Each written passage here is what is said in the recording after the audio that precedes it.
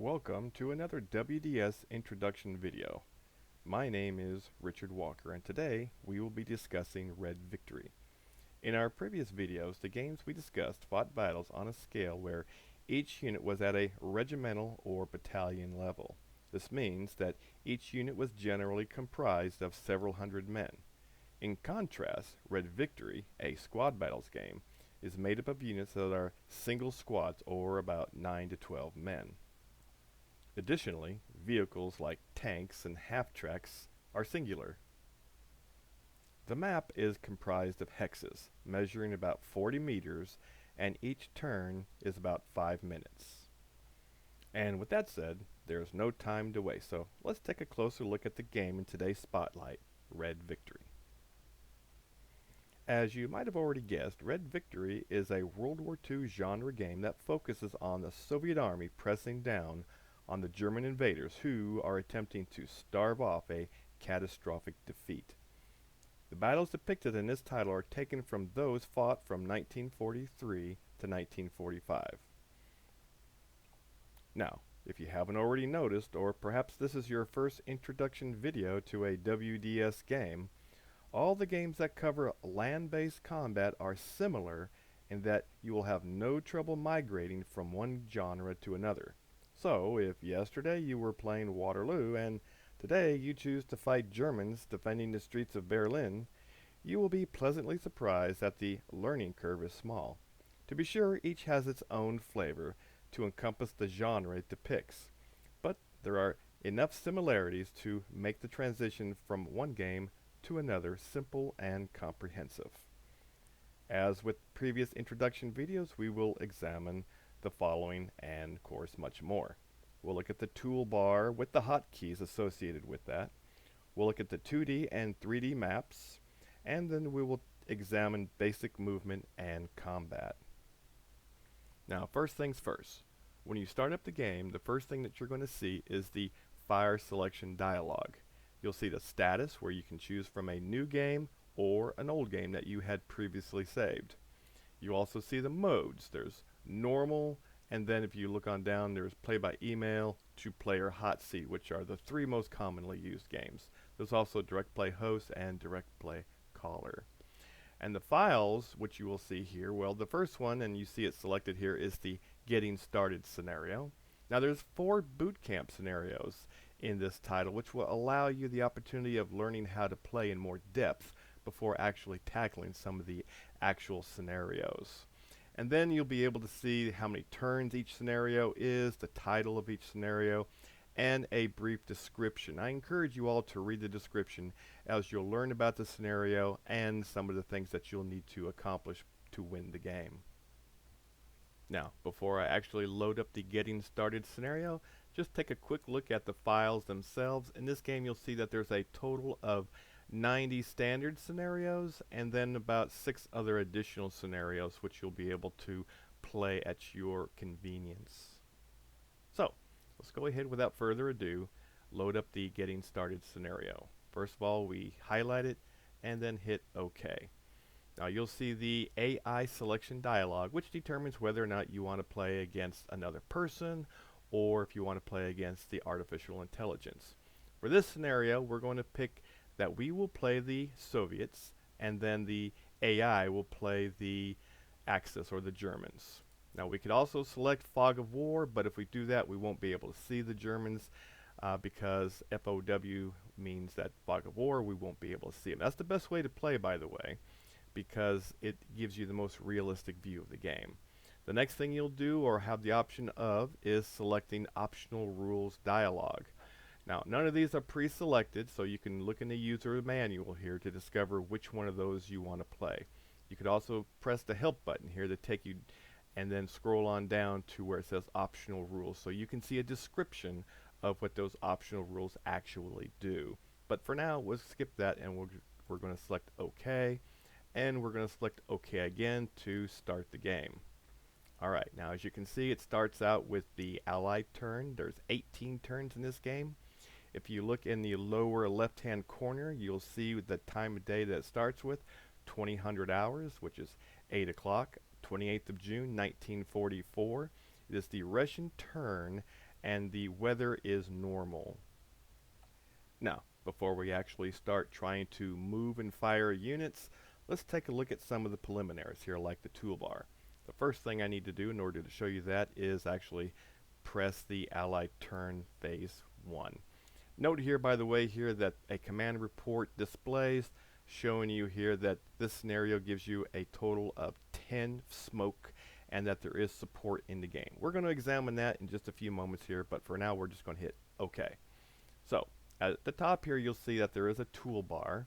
You'll have the option of selecting all, where you can see all the buttons all at once, or there's 5 different categories where they're color coded for individual actions taken. You can see buttons associated with the units, combat, reports, map selections like labels and such, objective hexes, and then different type of highlights. We're going to look at some of these in more detail, but for right now, let's go back to the all here. Now, as we take a closer look at the toolbar, you'll notice that if you hover over each one of them, you'll see what each one does and the associated hotkey. Like for example here, this one on the far left is a unload or drop, or control D to access that. What that means basically here is that units can upload, meaning put infantry on top of tanks, or they can drop that load, drop their passengers, and then they can do that with a control D. Infantry units they can go to prone, which is advisable if they want to avoid getting shot at too easily, or they can stand up and move, where they move faster than if they were, say, crawling on the ground. There's different facings here, clockwise and counterclockwise. Control L, Control R, for example. Artillery and air support, or Control B, that's something that you'll want to use from time to time. Also there's the victory dialogue, the objectives, or Alt plus the O button. Then you can zoom in, zoom out with the maps. We're going to take a quick look at that. Labels, that symbol that you see for labels is called the grav, which is the button above the tab button. Okay, it's one of those unusual things there that probably you would never use in real life keyboard functions. But anyway, using that grav button there will access the labels. If I press it, for example, you'll see that the map here will display what labels are available. You can see on the left there's the compass. On the right there's the road leading to a town which is 120 kilometers away. And then you can see the town here that the Germans are defending on the opposite side of this river. Now if we hit the minus button, which is to the right of 0 on the upper part of the keyboard, then you'll be able to turn on and off the objectives themselves here. So if I push it a couple of times, you'll notice that the German flags either appear or disappear, and below those you'll see that the number of victory points that are associated with that particular hex.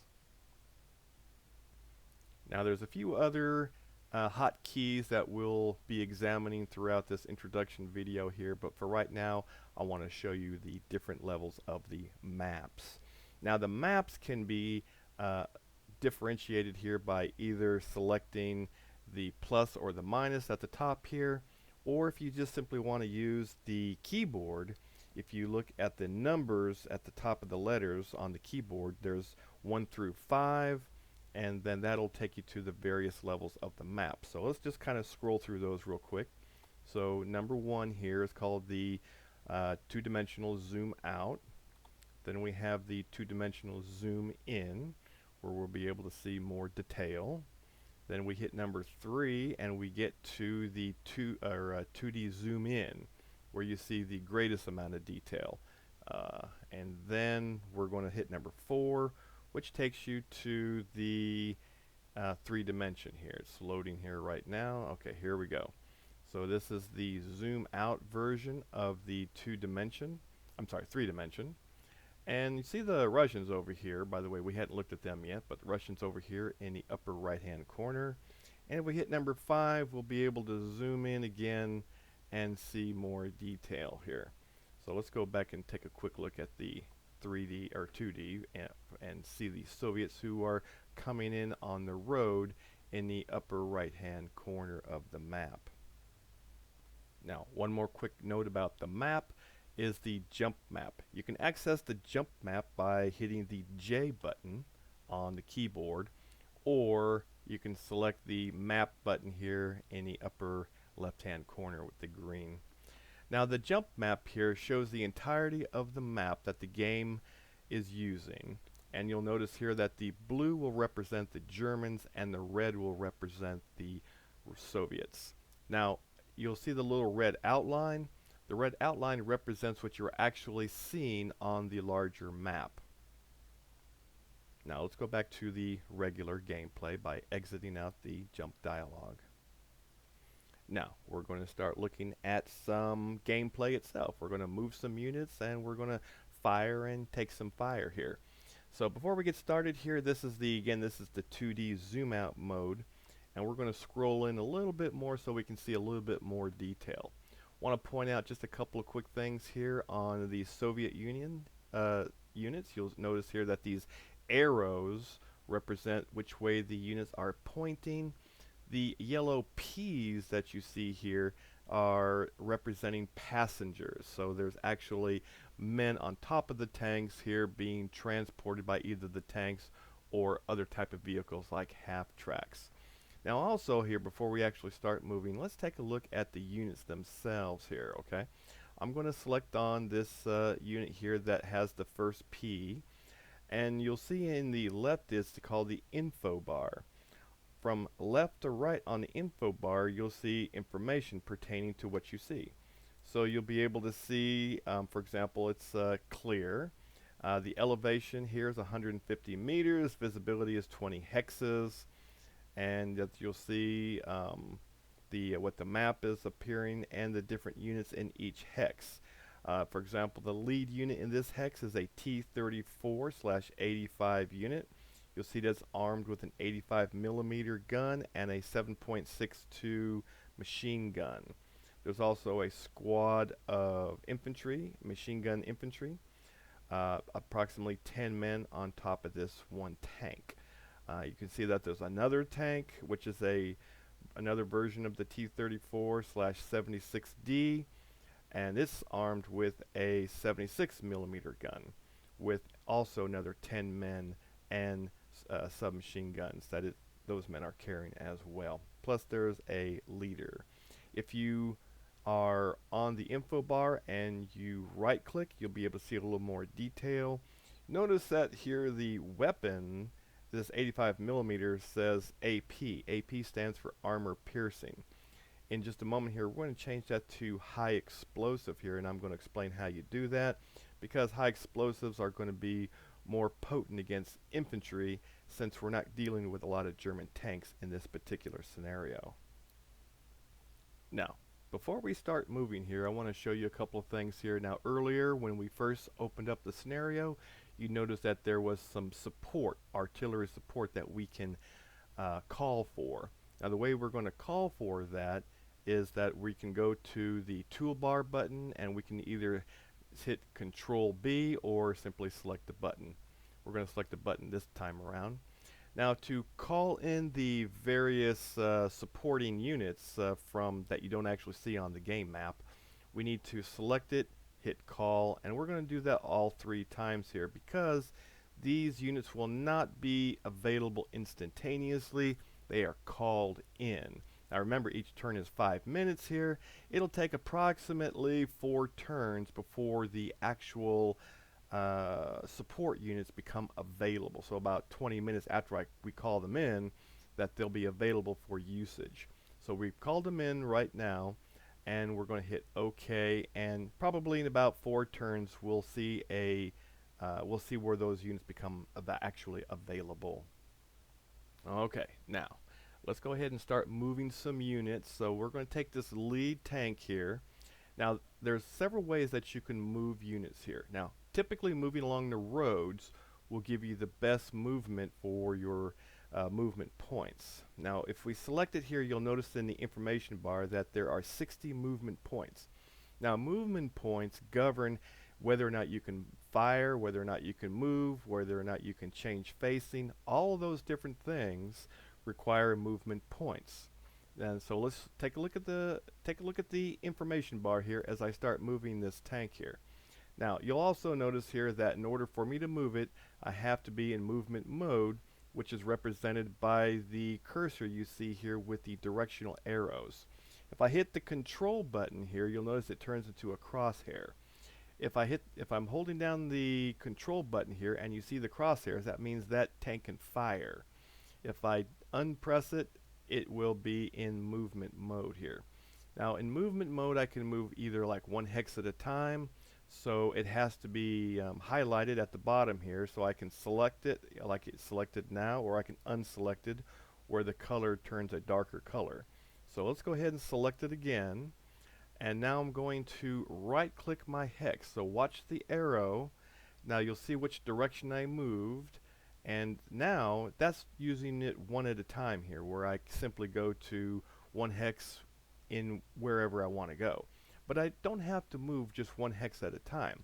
I can move several hexes. So what I'm going to do here is I'm going to have that unit phase, meaning that it's ready to go, and then I'm going to move my cursor to where I want to go long range.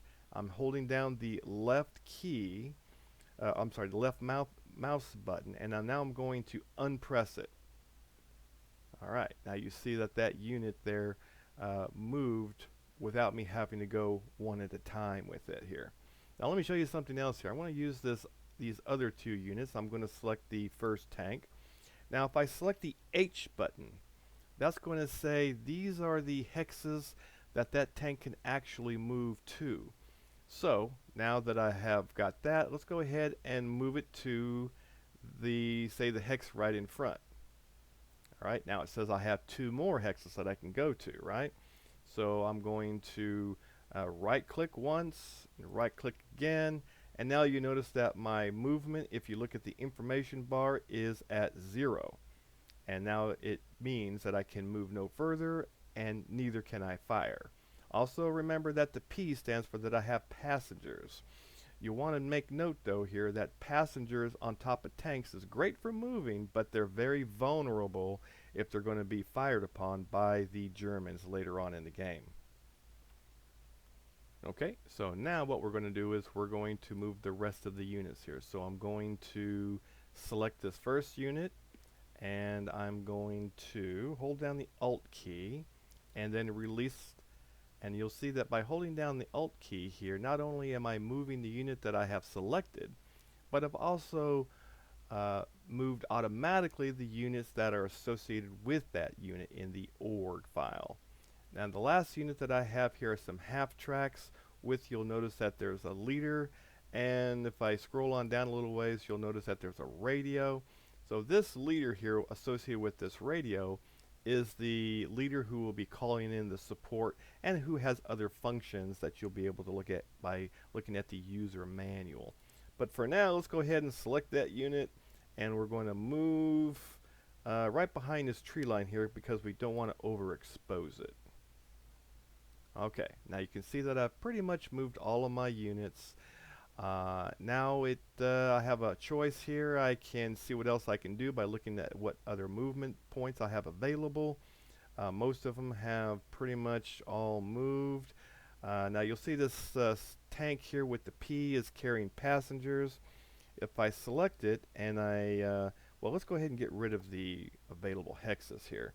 Now I'm going to hit the Control D button, which means I've dropped off my infantry because I don't want them moving with my tank and become targets for the Germans who will be shortly shooting me. Alright, now before I do a couple more things here, I'm going to drop off some more passengers, or these infantrymen. So I'm going to select my tank here, and I'm going to do what I did just a moment ago and hit Control D and drop those folks off here. Now they don't have any movement, so unfortunately they can't actually move to a different hex. But that's good enough for demonstration purposes here. Now another thing I want to show you real quick here is let's take a look at this lead tank, And now if we hit the command drop down in the upper left hand side here, you'll see where it says select weapon load. Now if I select it, you'll see that it's currently armed with armor piercing. We want to change that to high explosive so that we can have a better chance of killing enemy infantry. Alright, now if I right click, you'll see where the armor piercing has changed to HE, high explosive, under the 85mm gun, which you see here. Okay, now I'm just going to look at some of my other units here real quick. You'll notice I have this T-34 with 16 movement left. So I am going to move it as far as I can. And you'll see here this other T-34-76 has 14 movement left. Let's drop off the infantry with Control D, and then we will reselect the tank and continue moving it without the infantry. We're going to do the same thing with this other T-34. We're going to drop off the infantry because we don't want them to be shot at prematurely, and we're going to continue moving the tank.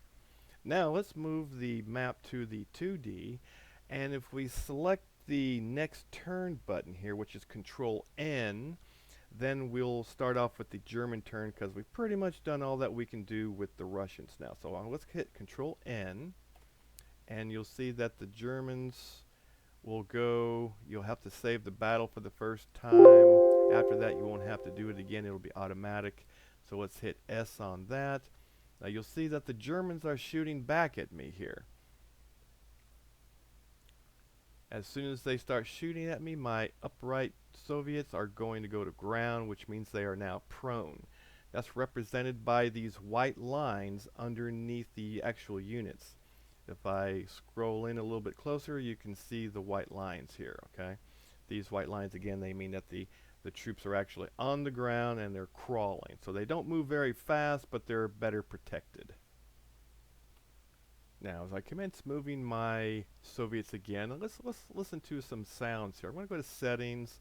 I'm going to hit Sound. Let's go to some combat sounds here, and let's go ahead and select on this front T-34 tank and start moving it.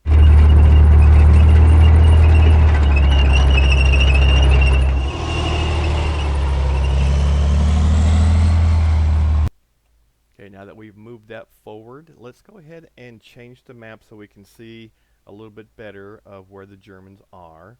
Now, if I go ahead and select the visible hex key, we're also represented by the hotkey, which is the V, I can see the Germans that I can see. Now, let's go ahead and try to shoot at them here. You'll notice that I have 36 movement left. Firing takes approximately 20 of those 36. I'm going to hold down the control button where you'll see the crosshairs, and now I'm going to shoot at this German unit here just on the southern side of that tree line.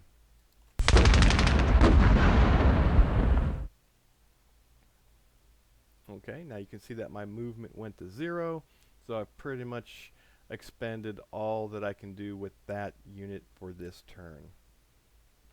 Now, for the sake of time, I'm going to start moving some of these Soviet Unions a little bit faster.